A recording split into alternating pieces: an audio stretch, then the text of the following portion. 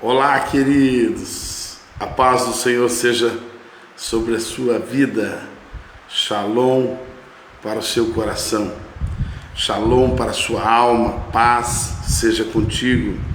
Muito bem, queridos, mais uma manhã Deus permite de vida, de conquista, uma manhã maravilhosa, meio fresquinha para quem gosta, louvado seja o Senhor. Que bom que você está aí conosco, cada um que se achega, seja muito bem-vindo. A todos sejam muito bem-vindos. E eu começo esta manhã de abril, primeiro dia de abril, não é? Alguns dizem que hoje é o dia da mentira, é isso? Misericórdia, não é? Pois nós rejeitamos isso, não damos nem um dia ao pai da mentira, nem um dia, porque diz que o pai da mentira é o diabo, não é? Então nós louvamos a Deus por mais um dia que Deus nos dá, e certamente esse foi um dia que o Senhor preparou para nós. Acredita nisso? Crê nisso?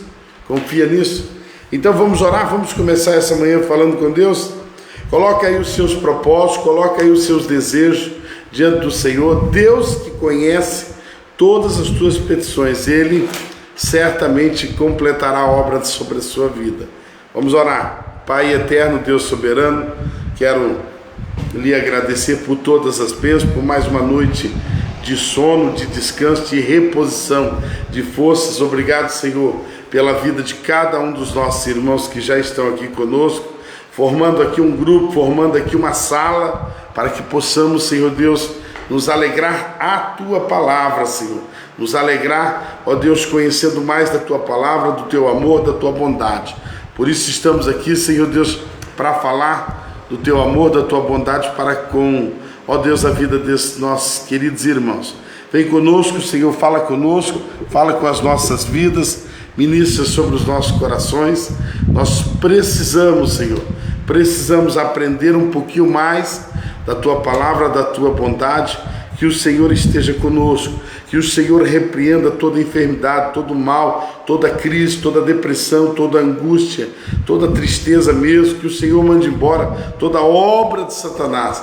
Nós não aceitamos nenhuma obra do inimigo sobre as nossas vidas, sobre a nossa casa. Abençoa os nossos filhos, tudo que nós colocarmos as mãos, que haja a Tua bênção, assim como a palavra do Senhor diz em Deuteronômio, que tudo que eu tocar as minhas mãos, abençoado será. Nós declaramos isso no nome de Jesus. Eu declaro libertação nesta casa, eu declaro libertação, milagre. Se existe perturbação, se existe espíritos opressores, está repreendido agora em nome de Jesus. Eu também oro pedindo a Tua bênção, para que este mês seja um mês de muitas bênçãos, que o Senhor possa nos conceder vários, momentos de notícias boas, de conquistas, de realmente sucesso para a vida desses meus amados e queridos irmãos. Sucesso na vida emocional, financeira, pessoal, conjugal, em todas as áreas. Que o Senhor abençoe, que o Senhor multiplique a Tua bênção e seja dias de vitória, dias de bênção, no nome de Jesus Cristo. Eu abençoo sua vida, sua casa, sua família, em o nome de Jesus. Todos os seus projetos também, segundo a vontade do Senhor, há de se cumprir em nome de Jesus. Você acredita nisso? Se você crê, o mês de abril será um mês extraordinário para a sua vida. Beleza? Que bom, queridos, que nós estamos aqui em mais um momento com a palavra de Deus. Manhã com Deus. E nós vamos aí para Romanos, capítulo de número 8. Olha para você ver como que vai rapidinho. Daqui a pouco estamos terminando aí o livro de Romanos. E aí, assim vai.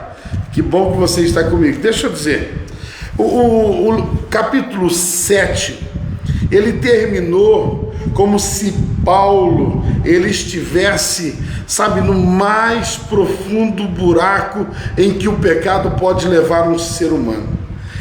Paulo, ele vai explicar muito bem a respeito do pecado. Porque se eu não conhecer o pecado, inevitavelmente eu posso ser seduzido por ele.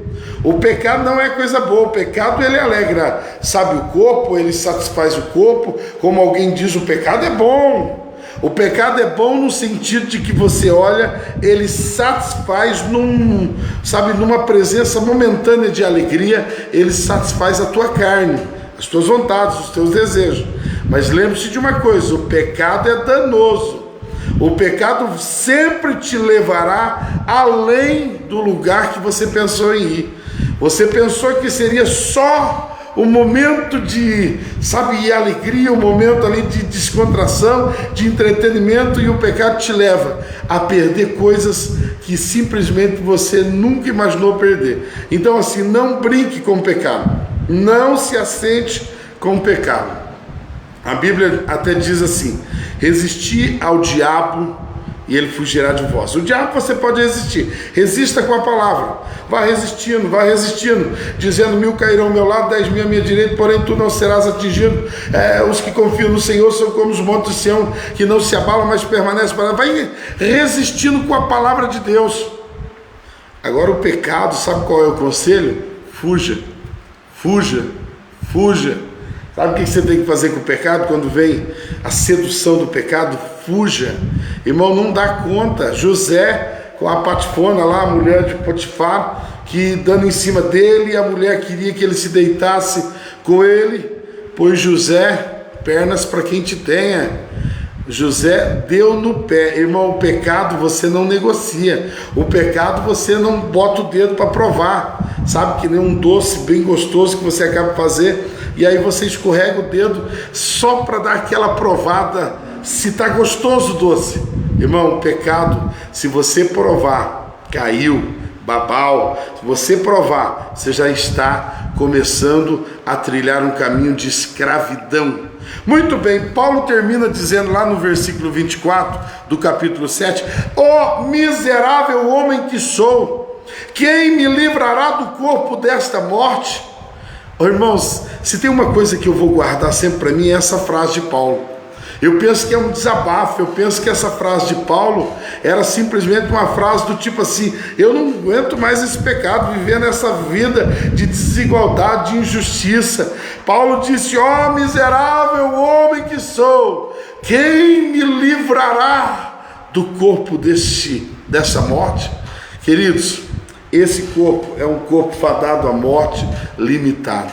Mas Paulo vai agradecer no versículo 25, ele diz: eu agradeço a Deus por meio de Jesus Cristo. Paulo era ciente, ele tinha consciência de que o amor de Cristo foi derramado, o amor de Deus foi derramado sobre as nossas vidas. E aí ele diz: eu agradeço a Deus por meio de Jesus Cristo, nosso Senhor. Assim pois, com a mente eu mesmo sirvo a lei de Deus, mas com a carne pecado. Ou seja, na mente que nós temos as vitórias ou as derrotas. Tudo começa aqui, tudo começa aqui, na mente. Então bora lá. Então o capítulo 8 entra de uma forma diferente do capítulo 7. Como nós estamos estudando capítulo por capítulo, sempre é bom fazermos uma ponte de um para com o outro, porque talvez a pessoa que está conosco hoje não esteve ontem. Então o capítulo 8, ele já entra, irmãos, ele já entra com tudo. Ele já entra, realmente triunfando. Olha como começa o versículo 1. Portanto, agora nenhuma condenação há para os que estão em Cristo Jesus, que não andam segundo a carne, mas segundo o Espírito. Quando você olha no capítulo anterior, que o Paulo estava falando muito a respeito do pecado, precisamos conhecer o pecado para então valorizarmos a graça. Quando você olha para a intensidade do pecado, você vai ver que o pecado, ele vai te colocar no centro. A quem o pecado está agradando? A você. A quem? A você. Então, o pecado, ele te coloca no centro. É você que governa, é você que lidera, é você que é satisfeito, é você que se satisfaz. Mas quando o pecado é tirado, você deixa de andar no pecado, deixa de andar conforme os cristãos falam, andar na carne. Quando você deixa de andar na carne, você passa a andar no Espírito. E quando você passa a andar no Espírito, o eu não funciona mais. O eu foi sepultado. Lembra que nós falamos essa semana também já a respeito do sepultamento do nosso eu? Então precisa haver o sepultamento do nosso eu, porque às vezes nós, de uma forma sem conhecimento, nós às vezes fazemos muitas coisas erradas. Mas deixa eu dizer uma coisa para você que eu acho muito interessante aqui, no livro de Romanos capítulo 8. No Romanos capítulo 7, Paulo vai citar uma única vez a palavra Espírito Santo. Não que Paulo não é adepto, não que Paulo não gosta. Paulo vai falar muito nas cartas que nós vamos estudar daqui uns dias de Coríntios. Você vai ver que Paulo vai falar muitas cartas, muitos momentos ali, somente a respeito do Espírito Santo, os dons do Espírito Santo, o ministério do Espírito Santo, qual que é os ministérios. Então nós vamos falar sobre isso. Então Paulo, ele é conhecedor nessa área. Mas aqui, o livro de Romanos capítulo 7, ele fala muito do, homem assentado no eu e governando as coisas. E vai falar uma única vez, e assim, não diretamente. Lá no capítulo 7, versículo 24, você vai ver que ele vai citar, mas ainda não diretamente, a pessoa do Espírito Santo. Já no capítulo 8, você vai ver que ele vai citar. No capítulo 7 ele cita uma vez, indiretamente. No capítulo 8 ele vai citar 18 para 19 vezes, melhor dizendo, 19 vezes ele vai citar a questão do Espírito Santo, ou seja, o Espírito Santo. Isso é extraordinário, isso é maravilhoso. Eu quero que você entenda que tudo isso acontece porque Paulo, ele está valorizando aqui algo extraordinário. Quando eu aprendo sobre o pecado, eu vou ver que eu não sou salvo por merecimento próprio.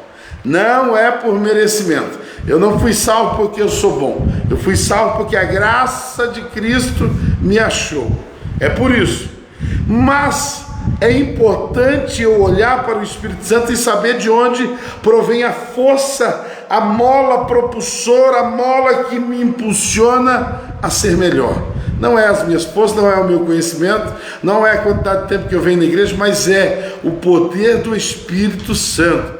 Ele realça isso sobre as nossas vidas, o poder do Espírito Santo agindo sobre as nossas vidas. 19 vezes o Espírito Santo foi mencionado no capítulo de número 8. Tamanha é a intensidade. Eu sempre digo na igreja que é assim, quando um tema ele é repetido, ele é incisivamente repetido, isso significa de que ele é muito importante. Se a palavra Espírito Santo, se a pessoa do Espírito Santo foi citada 19 vezes só nesse capítulo, significa que é muito importante o trabalho do Espírito Santo na nossa, santificação. Regeneração foi uma obra instantânea, nasceu. Justificação foi uma obra, cabal, que também aconteceu, e o Senhor nos deixou, em condição de inocente. Por isso que o texto começa dizendo assim: portanto, nenhuma condenação há para os que estão em Cristo Jesus. Por que não tem mais condenação? Porque Jesus Cristo arrancou toda a dívida, e mais do que arrancar a dívida, ele nos tornou inocentes. Agora não tem mais condenação. O diabo não tem mais legitimidade com relação à nossa vida. A segunda parte do versículo 1, o que vai dizer? A segunda parte vai dizer que os que andam segundo a carne, mas segundo o Espírito. Ou seja, para quem não há mais condenação? Para aqueles que andam segundo o Espírito. Não é mais segundo essa vontade. Então, só fazendo uma recapitulação aí do que nós estudamos essa semana aí, irmão, você precisa ter na sua carteira, o seu certificado de sepultamento. O teu certificado de óbito tem que estar contigo.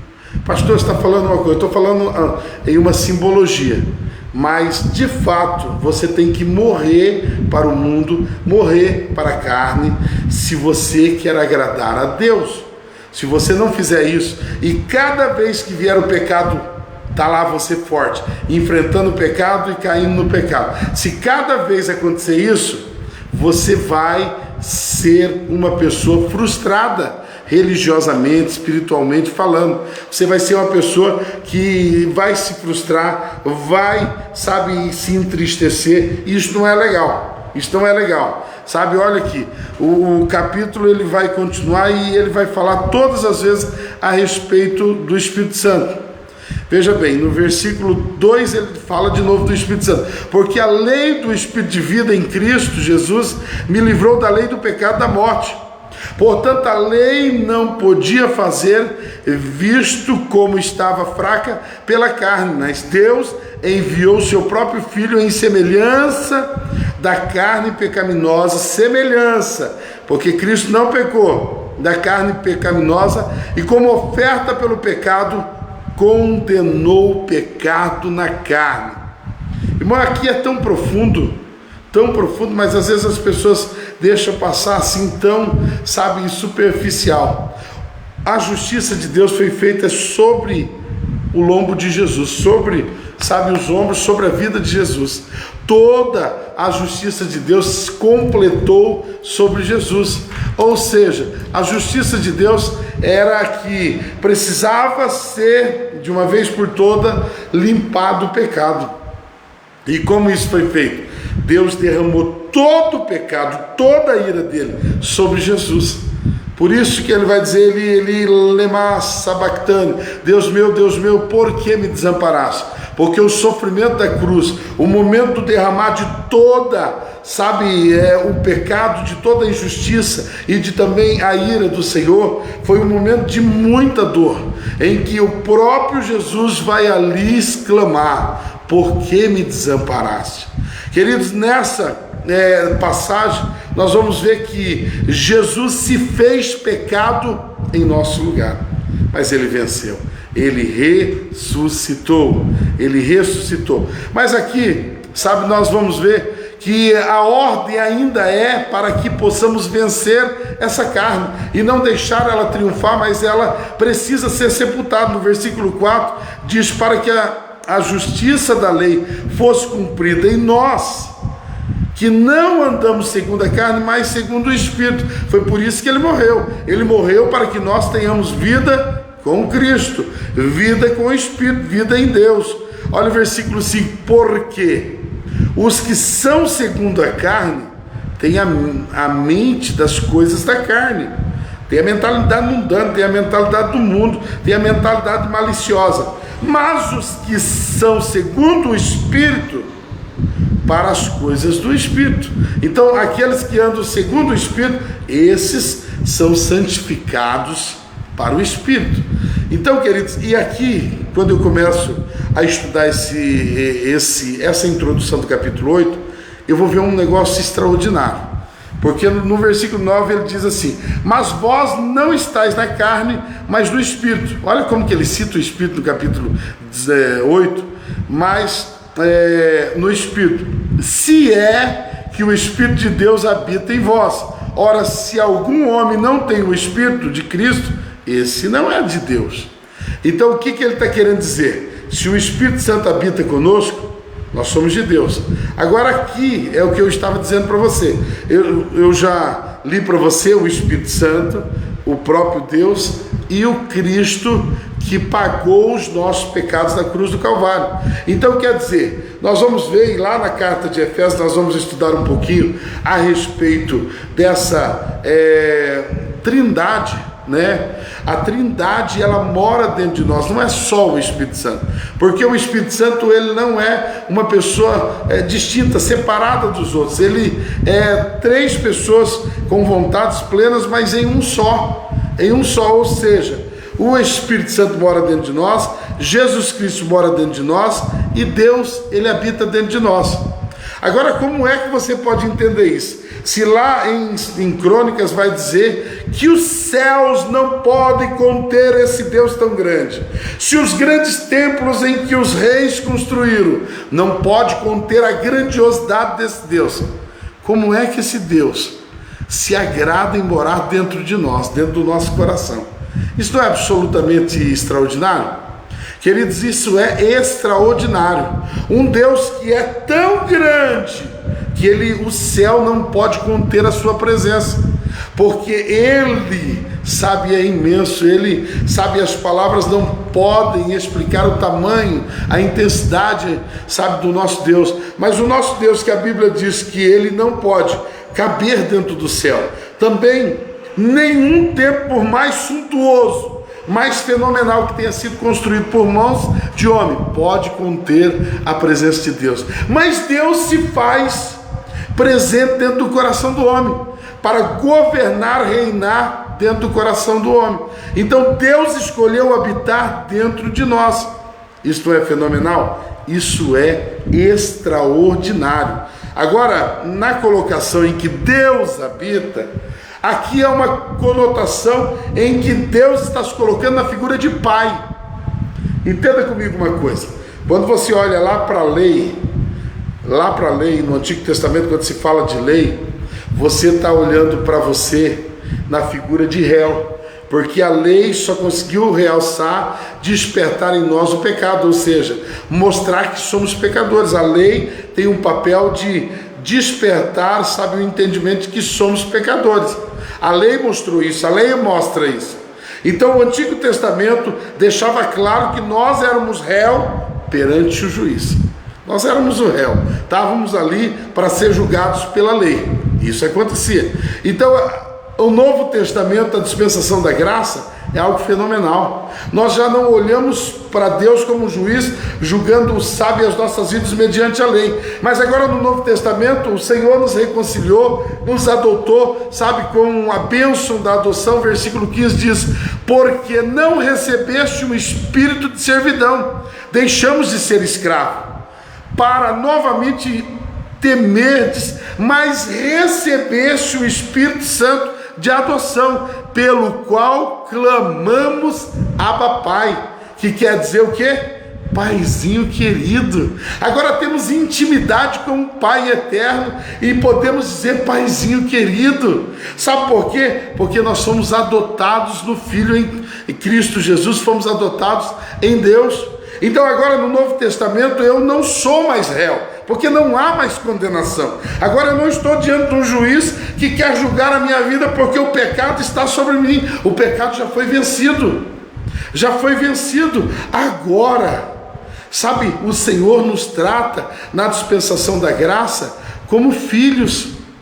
Como filhos, e nós estamos debaixo, sabe, da autoridade de um pai. Entendimento? Na lei, você está como réu perante o juiz e você pode ser condenado. Condenado, tranca você e você vai viver debaixo das fortalezas espirituais da maldade, porque você pecou. Mas, no Novo Testamento, você vai ver que a graça abriu o precedente para sermos adotados como filhos. E somos de fato filhos do Deus Altíssimo. Agora já não somos mais réu, mas somos filhos. Então quer dizer que o filho não precisa mais, sabe, ser condenado? Não, ele não é condenado. Veja, eu tenho o Jonatas e a Daça, e quando eles erram, quando eles fizeram traquinagem, quando eles eram crianças e aprontaram, sabe, fizeram, quebraram o que eu disse que não era para mexer, aprontaram, fizeram alguma coisa errada. Quando eles erraram, eu os condenei, eu os prendi, eu os separei de mim, dizendo: não, Jonatas, você não é mais meu filho. Daça, você não é mais minha filha. Eu fiz isso? Não. Minha mãe está aqui, ó, me assistindo, meu pai. Quantas vezes eu errei, quantas vezes eu era ruim, eu era um guri muito ruim, sabe, na adolescência, meio, sabe, sisudo. Então, quando eu errava, quando eu falava alto com a minha mãe, quando eu, sabe, cometia algum erro, a minha mãe me condenou, a minha mãe me mandou para fora de casa, dizendo assim: este agora não é mais meu filho, porque este acaba de pecar e agora separado está. Não! Sabe o que minha mãe fazia, meu pai fazia? Disciplina. Sabe o que um pai faz para com o filho? Disciplina. Por isso, papai, se você não disciplina o teu filho, está errando, está errando, está errando, você vai pagar o preço do teu erro uma hora. Filho precisa aprender limites. Ele precisa aprender que ele manda menos do que pai. Ele precisa aprender que ele tem limite. Manha, sabe, a manha se resolve com uma chineladinha. Se resolve e levando para o quarto e dando uma chineladinha, uma cintadinha. Sabe, criança de 1 ano, de 6 meses, de 1 ano e meio, que dá tapa na cara de adulto, se resolve no quarto. É criança, mas você consegue controlar isso, sabe, falando, dando uma palmadinha na bunda, ele vai aprendendo, sabe, bem cedo. Eu não estou dizendo espancando, mas um filho precisa ser disciplinado, ele precisa aprender limites. É isso. O Novo Testamento vai colocar limites. O Senhor vai nos disciplinar sempre que erramos. Já diz a palavra do Senhor que o Senhor disciplina aquele a qual ama. Então, se você está sendo disciplinado, meu querido, você está sendo simplesmente amado. Tem gente que não gosta de ser chamado atenção, tem gente que não gosta, sabe, que falem com ele, que digam isso, que digam aquilo. Não, você errou, não é desse jeito. Tem gente que tem a maior dificuldade com isso, mas isso é proveniente de uma cobertura de pai. É um pai que diz assim: filho, você está errando, não é desse jeito. Eu aprendi na vida de que, assim, as pessoas que realmente são nossos amigos, as pessoas que realmente são os nossos pais, os nossos parentes, as pessoas que mais amam nós, são as pessoas que vão falar a verdade para nós. A verdade às vezes dói, mas a verdade ela cura. Porque as pessoas, sabe, secundárias que não nos amam, elas vão fazer vista grossa, porque elas querem mais que você se exploda, elas querem mais mesmo que você caia, você entendeu? Então guarda isso. As pessoas boas, as pessoas que te amam, elas vão aplicar disciplina sobre a tua vida. Às vezes a correção da hora é como uma disciplina, mas ela é como, sabe, um suave ensinamento que vai te moldar a ser cada vez mais, sabe, perfeito diante do Senhor. Louvado seja Deus por esse ensinamento da palavra de Deus. Agora eu preciso dizer para você assim, irmãos, existe uma natureza dentro de nós. O versículo 8 vai dizer assim: então, os que estão na carne não podem agradar a Deus. Mas que coisa, não é, queridos? A gente já aceitou Jesus, a gente já está caminhando com Jesus, e essa carne é propensa ao pecado. Sabe, aqui nesse texto nós vamos ver, sabe, de uma das palavras em que muitos os reformadores, os teólogos aí falavam. Eles falavam da depravação total. O homem, sabe, na teologia vai falar da culpabilidade, que ele tem culpa sim, porque ele herdou isso de seu irmão Adão, mas a depravação total está sobre o homem. Os reformadores falam muito sobre a depravação total. Significa, irmãos, que nós somos incapazes. Nós somos incapazes. Irmãos, sem Cristo ter nos regenerado, nós não seremos salvos. Não.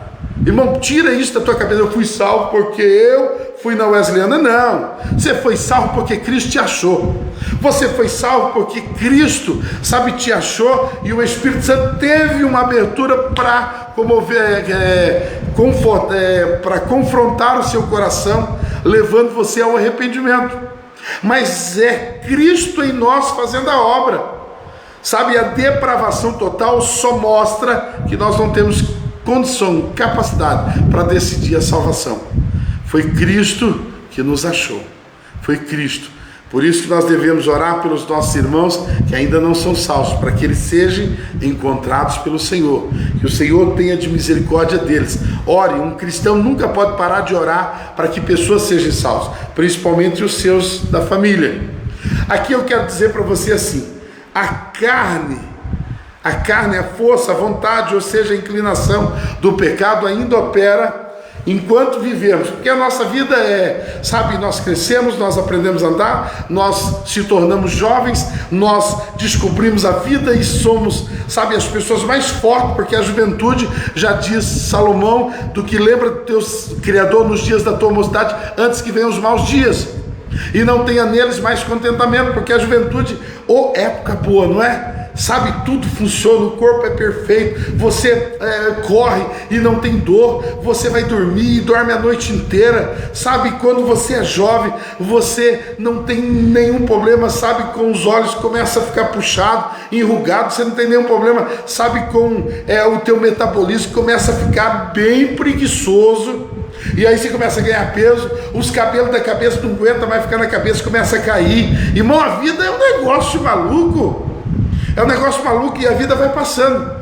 Eu penso que é a forma de Deus ir provando para nós que o nosso tempo nessa terra é passageiro. Quando, sabe, o nosso metabolismo começa a ficar mais retardado, mais lento, quando, sabe, os sinais do corpo, às vezes uma dor, sabe, às vezes é uma enfermidade mesmo. Quando essas coisas começam a vir, começamos a perceber que a nossa vida está passando. Nossa vida está passando. Olha o que o Senhor diz aqui. Paulo diz, Paulo diz aqui no versículo 11: mas se o Espírito daquele que ressuscitou a Jesus dentre os mortos habita em vós, aquele que ressuscitou aqui Cristo dentre os mortos também vivificará vossos corpos mortais.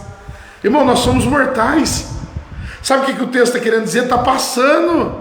Daqui a pouco a gente já está com mais um pouquinho de idade, daqui a pouco o joelho não funciona muito, já está dando sinal, daqui a pouco é uma dor na coluna, daqui a pouco uma dificuldade para levantar, daqui a pouco alguém precisa nos ajudar na cama, daqui a pouco, sabe, alguém tem que trazer um remedinho, daqui a pouco a gente está passando.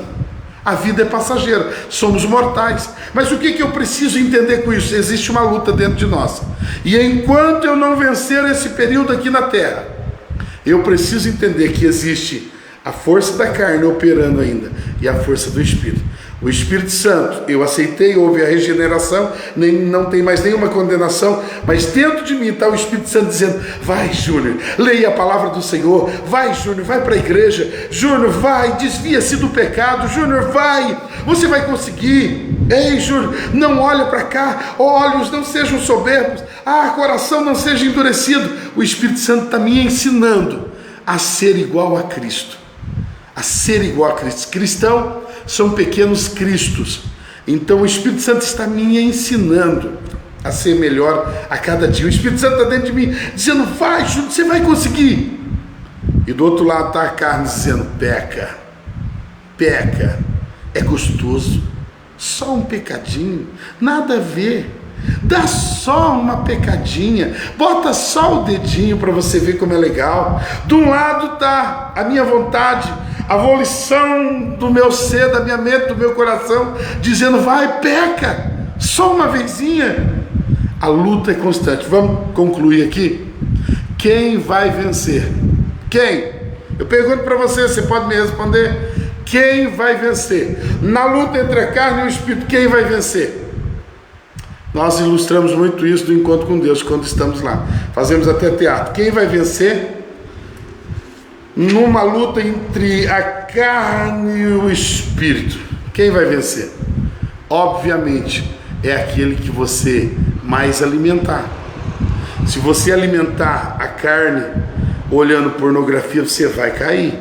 Se você alimentar a carne só pensando em coisa ruim, vai cair. Já diz um ditado popular que mente vazia é oficina do diabo, não é? Então, se você está com a mente vazia, vai ler a Bíblia, vai escutar uma mensagem. Se você está com a mente vazia, vai orar, ou pelo menos vai dormir. Você entendeu? Fuja do pecado, porque se você alimentar o pecado, ele vai te destruir, porque ele vai crescer, fortalecer e ele vai te destruir.